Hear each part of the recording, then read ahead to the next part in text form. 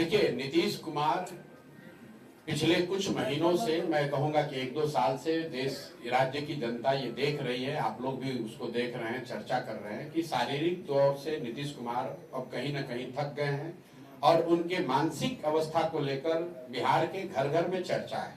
ये चर्चा क्यों है? नीतीश बाबू आज पहली बार तो मुख्यमंत्री बने नहीं है,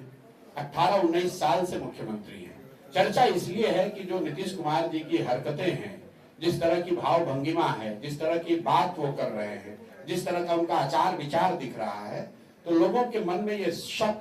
ये पैदा हुआ है कि भाई जो व्यक्ति 18-19 साल से इस राज्य का मुख्यमंत्री था, ऐसा कैसे है कि उसको पता नहीं चल रहा है कि राष्ट्रगान हो रहा है और वो आदमी हंसी ठिठोली कर रहा है। ऐसा कैसे है कि उस व्यक्ति को अपने मंत्रिपरिषद के साथियों का नाम नहीं याद है। ऐसा कैसे है कि जब वो जिले में जा रहे हैं तो उनको जिले का नाम नहीं पता चल रहा है, या उन्होंने प्रेस से वार्ता करनी खत्म कर दी, पब्लिक मीटिंग में बोलना खत्म कर दिया।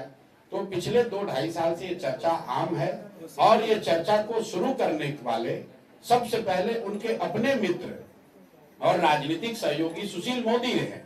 सुशील मोदी जी ने नवंबर 2023 में सबसे पहले कहा कि लगता है कि नीतीश जी को कोई गंभीर मानसिक बीमारी है। उसके बाद से जो भी यहाँ पर नीतीश जी के पक्ष या विपक्ष में लोग रहे हैं, सत्ता पक्ष को छोड़ दीजिए तो सब लोग ये कहते रहे कि नीतीश जी की मानसिक हालत ठीक नहीं है। जहां तक जनसुराज और मेरा सवाल है, हमने ज्यादातर ये अवॉइड किया है, मैं पर्सनल बातों पर ज्यादा बोलता नहीं हूँ। मैंने पहली बार जनवरी 2025 में नीतीश जी के स्वास्थ्य को लेकर टिप्पणी की, वो इसलिए की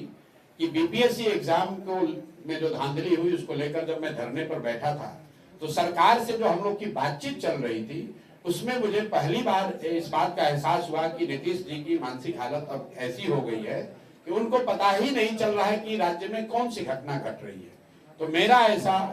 सुझाव था नीतीश जी को कि जब इतनी बात हो रही है,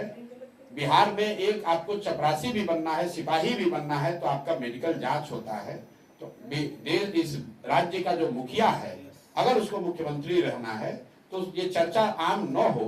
लोगों के मन में विश्वास रहे, तो ये जरूरी है कि एक मेडिकल बुलेटिन सरकार जारी कर दे। और कहीं ना कहीं ये नीतीश कुमार के हक में होता है कि भाई मानसिक तौर पर नीतीश कुमार पूरी तरह से चंगे हैं, स्वस्थ हैं राज्य को चलाने के लिए। लेकिन स्वाभाविक है नीतीश जी तो बात मानेंगे नहीं, लेकिन उनके नहीं मानने से बात छुपेगी नहीं, क्योंकि आप तो पब्लिक पर्सनालिटी हैं। आज चीफ मिनिस्टर हैं तो सरकारी तंत्र उनको छुपा कर बैठा हुआ, उनको घेरे हुए। लेकिन कल जब आप चुनाव में आएंगे, रैलियों में बोलेंगे, लोगों के बीच खड़ा होकर जवाब देना पड़ेगा, तब तो लोगों को दिखेगा ही, क्योंकि सच्चाई तो छुप नहीं सकती है। आज नीतीश कुमार की हालत ये है कि वो खड़े होकर कैमरे पर अपने साथी मंत्री परिषद के लोगों का नाम नहीं बता सकते हैं, तो कैसे वो